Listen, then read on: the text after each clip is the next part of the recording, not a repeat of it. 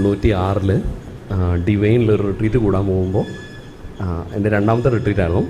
അന്ന് Thomas Paul ബ്രദറിൻ്റെ റിട്രീറ്റാണെന്ന് പറഞ്ഞിട്ട് എന്നെ വിളിച്ച് അവർ ആ സെക്ഷനിലേക്ക് മാറ്റിയിരുന്നു. എൻ്റെ ജീവിതത്തിൽ ഒരു വലിയ അനുഭവമായിരുന്നു. അത് 96 ശരിക്കും പറഞ്ഞാൽ വിശുദ്ധീകരിക്കണമേ ആത്മാവേ പരിശുദ്ധ ആത്മാവേ ദൂരെ പോവുക സാത്താനെ, അങ്ങനെയൊക്കെയുള്ള ആ പാട്ടുകളൊക്കെ ഞാൻ റിപ്പീറ്റ് ചെയ്ത് പാടാനൊക്കെ തുടങ്ങി. എൻ്റെ ജീവിതത്തിൽ എൻ്റെ ആത്മീയ ജീവിതത്തിലെ ഒരു വലിയ സ്റ്റെപ്പായിരുന്നു. പ്രത്യേകിച്ച് വിശുദ്ധീകരണ പ്രാർത്ഥനകൾ അന്ന് ബ്രദർ അതൊരു 1-2 ടോക്കായിട്ട് അന്ന് തന്നിരുന്നു. അത് ഞാൻ പലപ്പോഴും എൻ്റെ ജീവിതത്തിൽ ആവർത്തിച്ചിട്ടുണ്ട്. ഇപ്പോഴും ഞാൻ പലപ്പോഴും ഇരുന്ന് ആ വിശുദ്ധീകരണ പ്രാർത്ഥനകളുടെ ആ സെക്ഷൻ മുഴുവൻ ആവർത്തിച്ച് വിശുദ്ധ മുമ്പിൽ ഇരുന്ന് ഞാൻ പ്രാർത്ഥിച്ച് ചെയ്യാറുണ്ട്. എൻ്റെ ജീവിതത്തിൽ ഒത്തിരി എന്നെ ഒത്തിരി സ്പർശിച്ച ഒരു ധ്യാനമാണ്. ഇപ്പോൾ ഇത്രയും വർഷങ്ങൾ തിരിഞ്ഞു നോക്കുമ്പോൾ എൻ്റെ ജീവിതത്തിൽ ഏറ്റവും സ്പർശിച്ച ധ്യാനം ഏതാണെന്ന് ചോദിച്ചാൽ എനിക്കിപ്പോഴും പറയാനൊക്കും അത് ബ്രദറിൻ്റെ ആ ഒരാഴ്ചത്തെ ധ്യാനമായിരുന്നു എന്ന് പറയാനൊക്കും. എൻ്റെ ജീവിതത്തെ ഏറ്റവും ട്രാൻസ്ഫോം ചെയ്ത ഒരു അനുഭവമായിരുന്നു. രണ്ടാമത് എന്നെ ഒത്തിരി സ്പർശിച്ച ഒരു അനുഭവം എന്ന് പറയുന്നത് 2000 പിന്നെ ഒരു 4 വർഷം കൂടെ കഴിഞ്ഞിട്ട് സോളി ചേച്ചി ബ്രദറിൻ്റെ ധ്യാനം കൂടി കഴിഞ്ഞിട്ട് എന്നോട് വന്ന് പറഞ്ഞു, ബ്രദർ ഇങ്ങനെ ഇന്ത്യയിൽ 40 സ്ഥലത്തേക്ക് ആളുകളെ വിടുന്നുണ്ട് പ്രാർത്ഥിക്കാൻ വേണ്ടിയിട്ട്. അപ്പോൾ ഞാൻ എൻ്റെ ഒരു ജോലി കഴിഞ്ഞിട്ട് സെൻറ്റ് തോമസിൽ, ഇവിടെ തിരുവനന്തപുരത്ത് മുക്കോലയിലുള്ള സെൻറ്റ് തോമസിൽ എനിക്ക് ജോയിനിങ് ലെറ്റർ അപ്പോയിൻമെൻറ്റ് ലെറ്റർ കിട്ടി. അപ്പോൾ അതിനിടയ്ക്ക് ഒരു 1-2 മാസം എനിക്ക് ബ്രേക്ക് കിട്ടി. അപ്പോൾ ഞാനൊരു 20 ദിവസം ഒരു നേരം മാത്രം ആഹാരം കഴിച്ച് ബാംഗ്ലൂർ RRCയിലായിരുന്നു ഇരുന്ന് വിശുദ്ധ കുർബാനയുടെ മുമ്പിൽ ഇരുന്ന് പ്രാർത്ഥിക്കാൻ തുടങ്ങി.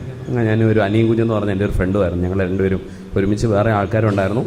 അത് എൻ്റെ ജീവിതത്തിൽ ഒരു വലിയ അനുഭവമായിരുന്നു. ബ്രദറിൻ്റെ ഒറ്റ സെൻറ്റൻസ് ആവർത്തിച്ച് എൻ്റെ മനസ്സിൽ, ഞാനത് ജിസുദിന് പല സർക്കിളിലും ഞാൻ പറഞ്ഞിട്ടുണ്ട്. നമ്മൾ രാവിലെ തൊട്ട് വൈകുന്നേരം വരെ ഒരു കല്ല് വെയിലത്തിട്ട് കഴിഞ്ഞാൽ എന്ത് സംഭവിക്കും? അപ്പം നമ്മൾ പറയും ഒന്നും സംഭവിക്കത്തില്ല. അപ്പം ബ്രദർ പറയും ഇല്ല, വൈകുന്നേരം ആകുമ്പോഴേക്കും അത് ചൂടാവും. ഇപ്പോൾ ചേച്ചി പറഞ്ഞ പോലെ നമ്മൾ ഒരെണ്ണത്തിന് എന്തിനേലും സ്നേഹിക്കാൻ തുടങ്ങി അതായി തീരും. വിശുദ്ധ കുർബാനെ ഇരുന്ന് ഈശോയെ നമ്മൾ സ്നേഹിക്കാൻ തുടങ്ങുമ്പോൾ പുതിയ നമ്മളിൽ മാറ്റം വരാൻ തുടങ്ങും. അത് ഞാൻ ശരിക്കും ആഴത്തിൽ അനുഭവിച്ച ഒരു 20 ദിവസമായിരുന്നത്. എൻ്റെ ജീവിതത്തിൽ ഒത്തിരി തിന്മയുടെ സ്വാധീനങ്ങളൊക്കെ വിട്ടുപോകുന്ന ഒരനുഭവം അന്ന് എൻ്റെ ജീവിതത്തിൽ ഒത്തിരി വലിയ ആഴത്തിലതുണ്ടായി. പിന്നെയും വിശുദ്ധ കുർബാനയോട് ആഴമുള്ള ഒരു സ്നേഹം ഉണ്ടാവാനൊക്കെ ഇടയായത് അങ്ങനെയാണ്. അതും കഴിഞ്ഞ് 3 വർഷം കൂടെ കഴിഞ്ഞാണ്, ഒരുപക്ഷെ ഈ സമയത്തൊക്കെ ആയിരിക്കാം എൻ്റെ ജീവിതത്തിൽ വൈദിക ജീവിതത്തിലേക്ക് വരുന്നതിനെക്കുറിച്ചുള്ള വിത്തുകൾ ദൈവം നിക്ഷേപിച്ച്. അതുകൂടെ കഴിഞ്ഞ് 3 വർഷം കൂടെ കഴിഞ്ഞ് 3-4 വർഷം കഴിഞ്ഞ് 2000 ഞാൻ 2003 4 അതും കഴിഞ്ഞിട്ട് 7 വർഷം കഴിഞ്ഞിട്ട് 2003 ഞാൻ സെമിനാരി ചേരുന്നത്. സെമിനാരിയിലായിരുന്നപ്പോൾ പോലും ബ്രദറിൻ്റെ ടോക്കുകൾ, പാട്ടുകൾ, സാധനങ്ങളൊക്കെ, ഈ കാര്യങ്ങളൊക്കെ വിശുദ്ധീകരണ പ്രാർത്ഥനയുടെ ഒരു പുസ്തകം ഞാൻ നാഗ്പൂർ പോകുമ്പോഴും തിരുവനന്തപുരം സെമിനാറിലായിരുന്നപ്പോഴൊക്കെ എൻ്റെ കയ്യിൽ എപ്പോഴും ഞാൻ സൂക്ഷിക്കുകയും ഞാനത് ഉപയോഗിക്കുകയൊക്കെ ചെയ്തിട്ടുണ്ട്. ഇപ്പോഴാണെങ്കിലും ഞാൻ യൂട്യൂബിൽ ബ്രദറിൻ്റെ ടോക്ക് ഉണ്ട് എന്ന് പറഞ്ഞിട്ട് ദാനിയേലച്ചൻ എന്നോട് പറഞ്ഞു. അത് കഴിഞ്ഞാൽ പിന്നെ ഞാനും മിക്കവാറും അത് കേൾക്കാറുണ്ട്. ഈ പാട്ടുകൾ, പ്രത്യേകിച്ച് ആ പാട്ടുകളൊക്കെ ഭയങ്കര നൊസ്റ്റാൾജിക്കായിട്ട് എൻ്റെ ജീവിതത്തിലുണ്ട്. ആ പാട്ടുകളെല്ലാം തന്നെ ഞാൻ ആവർത്തിച്ച് തന്നെ പാടുകയും ചൊല്ലുകയൊക്കെ ചെയ്യും. ജിസിദിനെ സർക്കിളിലൊക്കെ ചൊല്ലിക്കൊടുക്കുമ്പോൾ പിള്ളേർക്ക് അറിയത്തില്ല. അപ്പോൾ എൻ്റെ രീതിയിൽ എനിക്കറിയാവുന്നതിലൊക്കെ അവരെ ഞാൻ പറഞ്ഞ് പഠിപ്പിക്കാറുണ്ടായിരുന്നു. ശരിക്കും എന്നെ ഒത്തിരി സ്പർശിച്ചിട്ടുണ്ട്. പക്ഷേ എന്നെ അതിലേറെ സ്പർശിച്ച കാര്യം, ഇങ്ങനെ സ്പർശിക്കുന്ന പാട്ട് എഴുതിയ തോമസ് പോൾ ബ്രദർ ഈശോ പാടിക്കൊണ്ടിരുന്ന പാട്ട് പാടുമ്പോൾ നമുക്ക് അതിലേറെ അഭിഷേകം ഉണ്ടാവുമെന്ന് പറഞ്ഞപ്പോൾ അതെന്നെ ആഴത്തിൽ സ്പർശിച്ചു. നമ്മൾ ശരിക്കും ഈശോ പാടിക്കൊണ്ടിരുന്ന പാട്ട് നമ്മൾ ആവർത്തിക്കുന്ന കാര്യം പറഞ്ഞപ്പോഴത്തേക്ക്, അത് ദാനിയേലച്ചൻ മിക്കവാറും അങ്ങനെ പാടുന്നത് ഞാൻ കേട്ടിട്ടുണ്ട്. അച്ഛൻ കർത്താവേ എന്നുള്ള ആ പാട്ടൊക്കെ മിക്കവാറും ചുമ്മാ നടന്നു പോകുമ്പോൾ അച്ഛൻ പാടി കേൾപ്പിക്കുക, അല്ലെങ്കിൽ ഇയർഫോൺ വെച്ചിട്ട് അച്ഛൻ കേൾക്കും. അച്ഛൻ്റെ കയ്യിൽ നിന്ന് ഞാനും അത് കേൾക്കാറുണ്ട്. പക്ഷേ ഇന്നലത്തെ ധ്യാനത്തിൽ എന്നെ ഏറ്റവും സ്പർശിച്ച കാര്യം പരിശുദ്ധ സങ്കീർത്തനങ്ങളുടെ ഭാഗമാണ്. സങ്കീർത്തനത്തിൽ ഓരോന്നിലും ഈശോ ഉണ്ട്. സങ്കീർത്തനത്തിന് ഞങ്ങളുടെ ലെക്ചറർ ഇന്ത്യയിലെ തന്നെ ഏറ്റവും നല്ല പൂനെ സെമിനാരി പഠിപ്പിക്കുന്ന ഒരു അച്ഛനായിരുന്നു ഞങ്ങളെ പഠിപ്പിച്ചത്. പക്ഷേ ഇന്നലെ കിട്ടിയ ഇൻസൈറ്റ്സ് വെച്ച് നോക്കുമ്പോൾ ഒന്നുമല്ല. അച്ഛൻ പിന്നെ ഒരു ബിഷപ്പായി. പക്ഷേ ഇന്നലെ കിട്ടിയ ഇൻസൈറ്റ്സ് വെച്ച് നോക്കുമ്പോൾ അതിനേക്കാളൊക്കെ വലിയ ഇൻസൈറ്റ്സ് ആണ് ഇന്നലെ എനിക്ക് ഒരൊറ്റ സെഷനിൽ വെച്ചിട്ട് എനിക്ക് കിട്ടിയത്.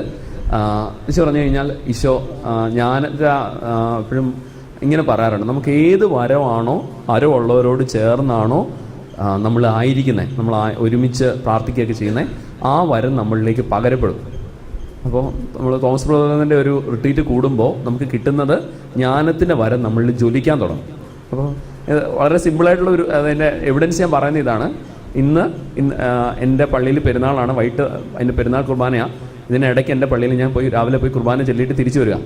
ഇന്ന് എൻ്റെ കുർബാനയും ഇന്ന് എൻ്റെ പ്രസംഗവും ഒത്തിരി നല്ലതായിരുന്നു എന്ന് പറഞ്ഞിട്ട് ആളുകൾ എൻ്റെ അടുത്ത് വന്ന് അത് കഴിഞ്ഞിട്ട് വന്ന് പറഞ്ഞു. അപ്പോൾ ശരിക്കും ഈ ജ്ഞാനത്തിൻ്റെ വരം നമ്മൾ സ്വീകരിച്ചിട്ട് നമ്മൾ പോകുമ്പോൾ നമ്മൾ ചെല്ലുന്നിടത്ത് നമുക്കത് കൊടുക്കാനായിട്ടൊക്കും. അങ്ങനത്തെ വലിയ ഒരു കൃപയായിരുന്നു അത്. അപ്പോൾ ശരിക്കും പറഞ്ഞാൽ എൻ്റെ ഒരു വലിയ ഭാഗ്യമായിരുന്നു. തൊട്ടടുത്ത് ഞാൻ താമസിക്കുന്ന തൊട്ടടുത്ത ബിൽഡിങ്ങിലാണ്, തൊട്ടടുത്ത് തോമസ് ബ്രദർ ബോൾ ബ്രദർ വരുന്നു എന്ന് കേട്ടപ്പോൾ തന്നെ ഭയങ്കര സന്തോഷമായിരുന്നു. വത്സ ചേച്ചിയോട് ഞാൻ പറയായിരുന്നു, ചേച്ചി അന്ന് എന്നോട് കുറേ നേരം ഇരുന്ന് സംസാരിച്ച് എന്നെ മോട്ടിവേറ്റ് ചെയ്യിച്ചാണ് ബാംഗ്ലൂർ വിട്ടെ. അത് കഴിഞ്ഞ് 20 വർഷം കഴിഞ്ഞ് പിന്നെയും ബ്രദറിനെയും ചേച്ചിയൊക്കെ കണ്ട് സംസാരിക്കാനൊക്കെ കഴിഞ്ഞത് ഒത്തിരി സന്തോഷമായിട്ട് എനിക്ക് തോന്നുന്നു. റിട്രീറ്റിൽ കുറച്ച് ടോക്കുകളെ കിട്ടുന്നുണ്ടെങ്കിൽ എനിക്ക് പേടിയില്ല, വിഷമമില്ല. യൂട്യൂബിൽ ബാക്കിയുണ്ടെന്ന് എനിക്കറിയാം. മുഴുവൻ ഞാൻ കളയാതെ കേൾക്കാനായിട്ടുള്ള അവസരം തമ്പുരാൻ തരുമായിരിക്കും. അപ്പോൾ ശരിക്കും ഇതെൻ്റെ ജീവിതത്തിൽ ഒരു വലിയ അഭിഷേകമാണ്.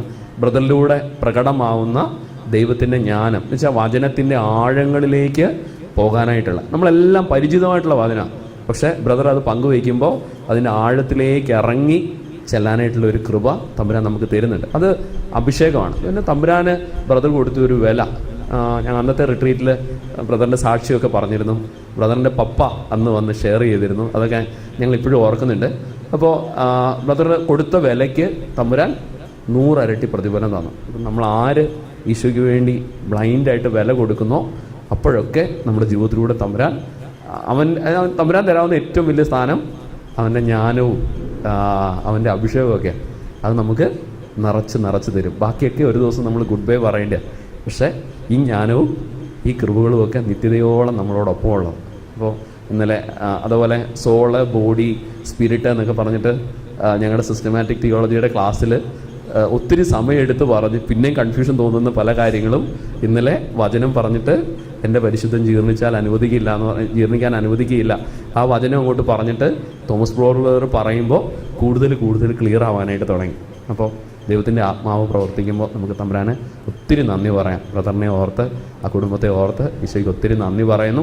അതുപോലെ ഈ ടീം അംഗങ്ങളെ ഓർത്ത് ഈ ശുശ്രൂഷകൾ ദൈവം ഒത്തിരി അനുഗ്രഹിക്കട്ടെ, ആയിരങ്ങളിലേക്ക് എത്തട്ടെ എന്ന് പറയുന്നു. വേറൊരു കാര്യം ഞാൻ ശ്രദ്ധിച്ച ഇതാണ്, അന്ന് 15,000 പേരുടെയും 20,000 പേരുടെയും വലിയ ക്രൗഡുകളോടാണ് ബ്രദർ സംസാരിച്ചിരുന്നത്. പക്ഷേ ഞാൻ പറയും അതിനേക്കാൾ 100 ഇരട്ടി വലുതാണ് ഈ ഇപ്പോൾ ഇവിടെ ഇരിക്കുന്ന മിക്കവാറും ഒരു പകുതിയിൽ കൂടുതൽ ആൾക്കാരെ എനിക്ക് വ്യക്തിപരമായിട്ട് അറിയാം. അവരൊക്കെ വളരെ ആക്റ്റീവായിട്ട് മിനിസ്റ്റർ ചെയ്യുന്ന, ഇവിടെ കൊടുക്കുന്ന ക്ലാരിറ്റി, ഇവിടെ ഇരിക്കുന്ന ഹണി തൊട്ട് അങ്ങ് ബാക്കിലിരിക്കുന്നവർ വരെ എല്ലാവരും എനിക്ക് പേഴ്സണലി അറിയാവുന്നവരാണ്. അവർക്ക് കിട്ടുന്ന ക്ലാരിറ്റി അത് ആയിരങ്ങളിലേക്ക്, മറ്റേ ഈ 30,000 പേര് ഒരുമിച്ച് വന്ന് സ്വീകരിക്കുന്നതിനേക്കാൾ ആയിരങ്ങളിലേക്ക് 10,000ങ്ങളിലേക്ക് പകരപ്പെടുന്ന. അപ്പോൾ അതോർത്ത് നമുക്ക് ദൈവത്തിന് ഒത്തിരി നന്ദി പറയും. ഈ ഒരു കൊച്ചു ഗ്രൂപ്പ് ദൈവത്താൽ ഒത്തിരി അനുഗ്രഹിക്കപ്പെട്ടതാണ്. നമുക്ക് കിട്ടുന്ന ഈ കൃപകൾ ആയിരങ്ങളിലേക്ക് കൃത്യതയായിട്ട് പകരപ്പെടുമെന്ന് എനിക്ക് ഉറപ്പുണ്ട്. ദൈവം നമ്മളെ ഓരോരുത്തരെയും സമൃദ്ധമായി അനുഗ്രഹിക്കട്ടെ.